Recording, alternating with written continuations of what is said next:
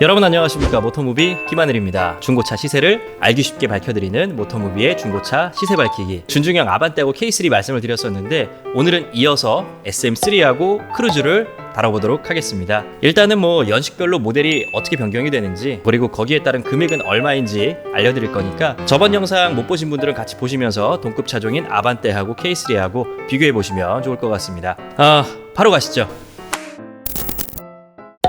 우선 이 대한민국 땅에 쉐슬람이라는 신흥 종교를 만들어낸 쉐슬람 교주 크루즈입니다. 화면에 표를 보시면은 제일 위에 초기형 크루즈부터 중간이 어메이징 뉴 크루즈, 그 다음에 마지막이 최신 버전 올류 크루즈입니다. 우선 초기형 차량 영상 한번 보시죠.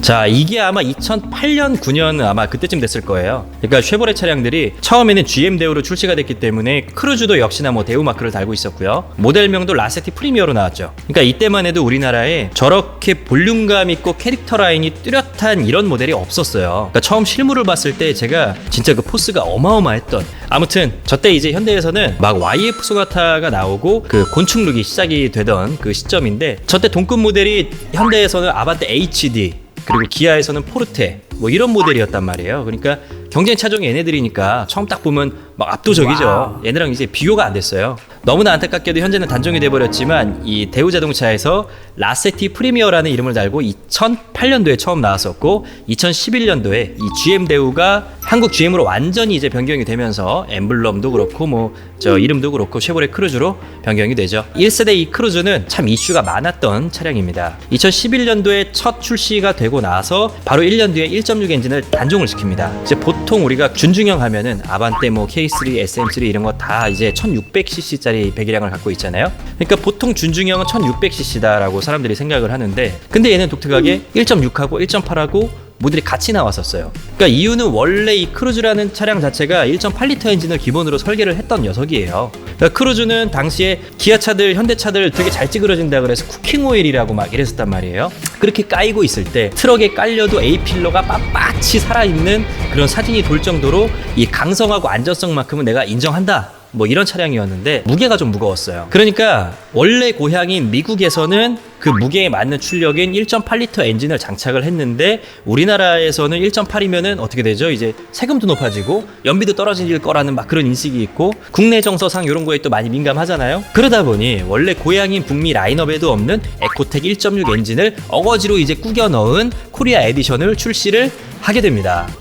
이 크루즈의 비극이 여기서부터 시작이 되죠. 자, 사진 보시면은 요 크루즈에 들어가는 미션, 많이들 아시는 보령 미션이라고 불리는 녀석이에요. 원래 GM하고 포드하고 같이 개발한 하이드라매틱 6단 자동 변속기인데, 이게 생산을 충남 보령에 위치한 공장에서 하다 보니까 이제는 그냥 지역 특산물 마냥 보령 미션 이렇게. 근데 아무튼 이게 1.8에서도 간당간당하던 미션이에요. 미션 충격, 슬립 이런 것들 어거지로 이제 1.6하고 붙여놓으니까 그 단점이 크리티컬로 극대화된 이런 케이스라고 좀 볼 수 있을 것 같습니다. GM에서는 이렇게 미션 문제로 말이 많던 1.6 모델을 1년 4개월 만이 2012년 7월 달에 단종을 시켜버리고, 그러다가 2013년도 4월 달에는 젠2 미션이라는 개선형 엔진이 이제 장착이 돼요. 화면으로 한번 띄워드릴게요.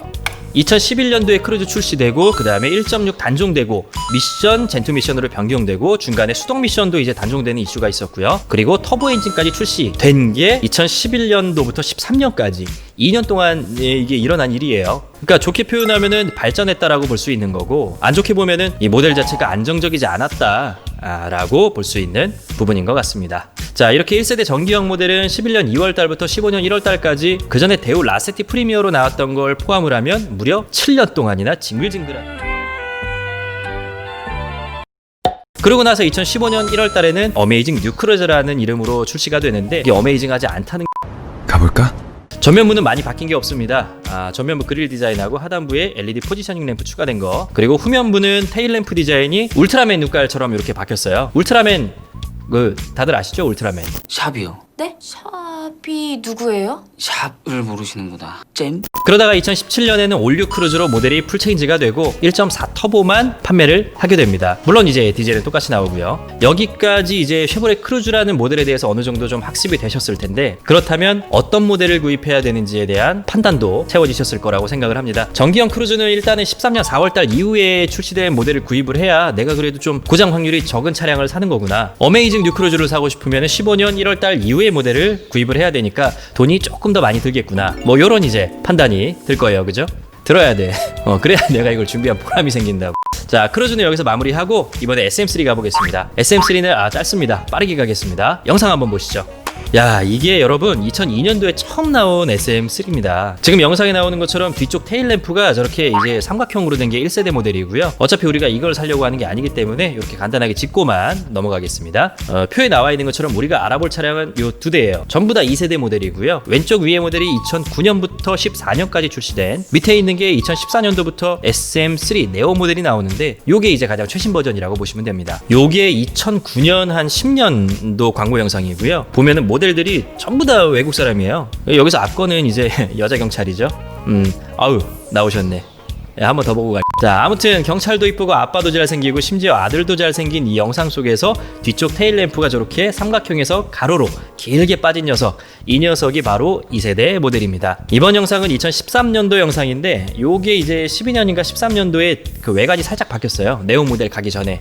그래서 보면은 조금 더 세련된 그런 느낌이 있습니다. 이 말 나온 김에 SM3의 이야기를 잠깐 하고 넘어가면, 크루즈도 그렇지만 SM3도 역시 기존 르노의 모델을 베이스로 만든 차량입니다. 삼성이라는 브랜드가 주는 그 프리미엄 이미지가 엄청나게 강했기 때문에 실제로 옛날에 만든 삼성차들 뭐 SM520, 525 이런 거 보면 진짜 잘 만들었고, SM3도 이런 이미지를 활용을 해서 마케팅 자체를 프리미엄, 막 고급, 준중형 세단 이런 걸로 밀었었는데, 근데 실제로 SM3의 장점 하면은 널찍하고 쾌적한 실내하고 그 다음에 좋은 연비하고 요런 게 이제 장점인데, 차체에 쓰인 재료들만 봐도 부식이 거의 없다시피 한 하부 언더코팅된 이 실란트 재료들의 범위랑 그 다음에 뭐 커버 씌워놓은 것들만 봐도 현대기아보다는 확실히 좋다. 근데 뭐 현대기아 차량들이 출력도 좋지, 디자인도 좋지, 편의 옵션도 많이 넣어주지. 그러니까 이런 것들에 가려져서 소비자들 눈에는 아마 잘 안 보였을 거예요. 그러니까 이제 여기서 다시 한번 마케팅, 이 전략, 이게 얼마나 중요한지를 느끼게 되는 순간이죠. 자, 다음은 올해 1월까지 나오고 단종이 된 SM3의 마지막 완전체 네오 모델입니다. 디자인 잘 빠졌어요. 그때부터 뭐 르노 클리오, 그 다음에 QM3 이런 모델하고 같은 얼굴을 장착을 하게 되는데, SM3 네오 차 진짜 괜찮아요. 그래서 저는 만약에 제가 그 집에 국산 준중형이 하나 더 필요한 상황이다 그러면, 근데 예산이 한 7,800만원 그랬을 때 저는 이제 다른 모델보다 이거 살 것 같아요. 아무튼 이 녀석이 뭐 최근까지 출시가 되었던 SM3의 최신 버전입니다. 자, 다시 PPT 화면으로 넘어와서 여러분께서는 2014년도를 기점으로 그 전기형 뉴 SM3를 살 건지 아니면은 SM3 네오 모델을 살 건지 요렇게만 이제 판단을 해보시면 될 것 같습니다. 이제 뭐 두 차량에 대한 파악은 얼추 끝났으니까 여러분들이 제일 알고 싶어 하시는 가격으로 넘어가 보시죠. 공통된 조건이 있죠. 일단 주행거리는 연간 15,000에서 2만 킬로를 넘지 않을 것을 기준으로 삼고요. 그 다음에 무사고 기준이 돼 단순 교환은 한 개까지는 허용을 한다. 사실 뭐 4년 5년 타는 동안 이 접촉사고 한번 안 나시는 분들이 몇이나 되겠습니까, 그죠? 남이 와서 받기도 하는데, 완전 무사고만 이제 구입을 하려고 하면 우리가 볼 수 있는 차량의 범위가 너무 적기 때문에, 그리고 시세에 단순 교환 하나 정도는 많이 영향을 미치지는 않습니다. 금액이 굉장히 적기 때문에. 은색, 빨간색, 노란색, 파란색은 제외를 하겠습니다. 여기까지는 전에 그 아반떼 K3하고 똑같은데 마지막이 조금 다르죠. 최상위 등급 기준으로 보겠습니다. 금액 자체가 이 녀석들은 최상위 등급 기준으로 차량을 봐도 아반떼나 K3보다 많이 저렴하거든요. SM3는 14년 4월 달에 네오 모델로 바뀌고, 크루즈 같은 경우는 13년 4월 달에 미션이 변경이 되죠. 그리고 15년 1월 달에 어메이징 뉴 크루즈로 바뀌니까 13에서 14년까지를 제일 낮은 연식으로 잡았습니다. 크루즈는 13에서 14년씩 600에서 700만원 사이면 충분히 구입을 할 수가 있습니다. 미션이 바뀐 모델을 구입할 수가 있는 겁니다. SM3도 뭐 600에서 700만원 정도, 요게 이제 600만원 전후면은 조금 저렴하다라고 생각하시면 되고, 700만원까지 가면은 뭐 1인 신조 모델 혹은 뭐 추가 옵션이 더 많이 들어간 차량, 주행거리가 더 짧거나 이런 조건이 좋은 모델을 구입할 수 있다라고 생각하시면 됩니다. 아반떼 MD하고 비교를 하면은 아반떼 MD 14년식 풀옵션 뭐 7에서 8만 킬로짜리가 아직도 한 8,900만원 하잖아요. 그러니까 한 200만원 싼 거예요. 가성비는 충분하다라고 보셔도 되겠죠. 그리고 15년식으로 넘어갑니다. 15년에서 16년 크루즈는 어메이징 뉴 크루즈로 변경이 된 모델이고요. SM3는 이때부터 그냥 쭉 최신 버전이라고 생각을 하시면 되는데, 터보 모델로 봤을 때 700에서 800만원 사이면 LTZ, 앞서 말씀드렸듯이 최고 등급을 구입을 할 수가 있다. 그리고 SM3도 현재까지 나온 최신 버전 네오 모델을 700에서 800만원 사이면 구입이 가능합니다. 역시나 뭐 2015년에서 16년식의 아반떼 AD 모델하고 비교를 하면 프리미어 등급 한 5, 6만 킬로대 가면은 이제 추가 옵션 하나도 안 들어가도 어지간한 것들 다 1200 넘죠. 무조건 1200 넘고 그 정도니까 금액 차이가 엄청나게 난다고 볼 수 있습니다. 지금 연식이 좋아지고 최근 모델로 갈수록 현대기아 모델들하고 가격 갭 차이가 지금 엄청나게 커지고 있어요. 그죠? 자, 마지막으로 2017년 이후 주행거리를 2만에서 4만 킬로로 설정을 하면 크루즈는 최종 버전인 이제 올류 크루즈 1200, 1300만 원 사이면 LTZ 최상위 등급으로 충분히 구입이 가능하고요. SM3는 더 저렴합니다. 알리 최고 등급 모델이 1000에서 1100만 원. 이 아반떼 K3에 비해서 더 최근 연식, 짧은 주행거리, 그리고 더 많은 옵션을 가진 모델을 같은 금액도 아니에요. 더 저렴한 금액에 구입할 수 있다라고 하는 거는 진짜 엄청난 가격 메리트죠. 물론 우리가 단순히 차만 놓고 볼 때는 자동차마다 그 성능이라든지 기능, 디자인 이런 것들이 전부 다 다르기 때문에 신차로는 같은 돈을 주고 살 거면은 당연히 이제 더 좋은 차를 선택을 해야 되는 게 맞지만 중고차로 넘어오면 이런 소비자들의 판단이 전부 다 시세에 반영이 돼서 가격이 나오는 거니까 사실 뭐 어떤 차가 제일 좋다라고 말씀드릴 수 있는 게 아니거든요. 이런 부분을 잘 따져가지고 여러분이 고정관념을 조금만 버리고 이 열린 눈으로 중고차들을 찾다 보면 좀 더 괜찮은 조금 더 가성비 좋은 그런 모델을 구입하실 수 있지 않을까라고 생각을 합니다. 자, 저번 시간에 이어서 국내에서 판매되고 있는 준중형 모델에 대해서 한번 알아봤는데요. 저번 시간이 이제 아반떼하고 K3, 이번 시간에 크루즈하고 SM3 이렇게 하면은 국내에서 판매되는 이제 준중형 다 알아본 것 같습니다. 오늘 영상이 여러분들한테 유익했다면 좋아요 꼭 눌러주시고 처음 오신 분들은 구독 한 번씩 눌러주시고 오늘 영상이 이제 주변 친구나 또 지인분들한테 도움이 될 것 같다라고 생각하시면 많이 공유해 주시고 추천 부탁드리겠습니다. 이제 장마철이 왔습니다. 여러분 빗길에 항상 안전운행하시고 저희는 또 다음 영상으로 찾아오겠습니다. 감사합니다. 카카오톡에서 모토모비를 검색하시고 모토모비 채널을 추가해주세요. 실시간 상담부터 유튜브에 올라오지 않는 모토모비의 다양한 소식까지 확인하실 수 있습니다. 카카오톡에서 모토모비를 검색하시고 실시간 상담부터 모토모비의 유튜브에 올라오지 않는 다양한 소식까지 확인하실 수 있습니다. 됐어? 야, 해보라. 오케이, 이번에 훈이 하나만 하면 되지.